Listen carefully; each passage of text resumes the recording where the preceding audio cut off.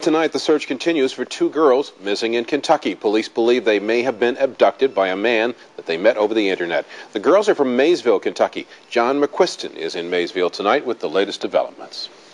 You know, I was almost napping and heard missing teen found, and I jumped up, and I didn't care that, I was disappointed it wasn't Jeannie, but I was just so happy that there was a good ending to it. Angie hopes for a happy reunion with her daughter, knowing that most missing cases like this do not end well. It just gave me hope. It re-energized.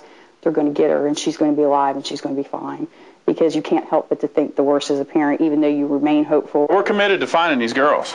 We're using all the resources available to us in order to do it. Maysville police tried to track the girls' possible routes on a national map. The local newspaper put the girls' pictures on its front page. Maysville High School put up posters. But the girls had planned this. Jeannie had written a letter to a friend saying she was going away. I guess there's some measurement of comfort that they weren't snatched off the street, but the fact that this man sent them means I know that his intentions weren't good when they got there. They could be concerned that they're going to be in trouble, but I just want to emphasize that they're not in any kind of trouble whatsoever.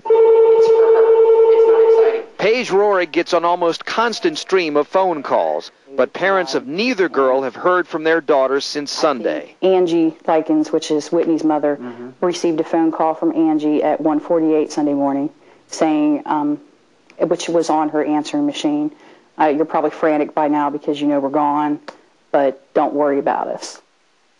And of course, that's all Paige Rohrig has done since then. She says she has not eaten or slept in 3 days waiting for word from her daughter. She did get a call tonight at about 8:50 p.m. from Maysville Police Detective Ken Fuller, who told her he was going home for the evening, but had no news to report to her tonight. In Maysville, Kentucky, I'm John McQuiston for WHAS 11.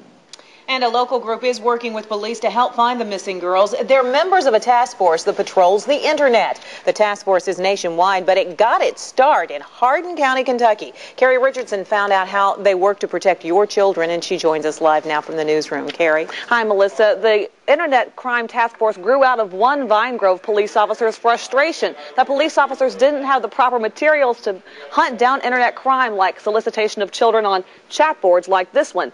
Now the Internet Crime Task Force is a national advocacy agency silently patrolling cyberspace. Thousands of teenagers meet here in internet chat rooms every day, looking for friends, advice, even love. It's a playground for them. It's a playground. But Dave Evangelista isn't looking for teens. He's looking for other people looking for teens. You know, he's married, looking for a relationship, a discreet one. The Internet Crime Task Force is only about 3 years old, but it's grown from Evangelista's small office in Radcliffe to include police officers across the country, shutting down more than 20,000 chat rooms devoted to child pornography and other threats to children. As long as someone is chatting with kids online, the Internet Crime Task Force is listening. We don't actually engage and chat with them. We just watch. They don't even know we're there. The task force is helping law enforcement in northern Kentucky to find 14-year-old Jeannie Rohrig and 15-year-old Whitney Irvin, believed to be on their way to meet a 28-year-old man in California they met online. If we see somebody saying, send me your picture, hey, I'll send you a bus ticket, and we know just by looking at the profile name, we'll flag that name and we'll keep watching it. If task force investigators think children are in danger, they can close most chat rooms within minutes. When somebody steps across that line, we're going to know. A silent guardian for children he'll never even know. Dave Evangelista says most people don't know about the dangers of the internet. If you have a child in your home and a computer, he says to make sure the computer is in an open area. Don't allow your children to chat online in a bedroom where it's private.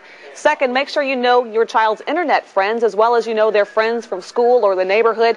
And find out your child's email address and their passwords and make it a point to read those emails regularly.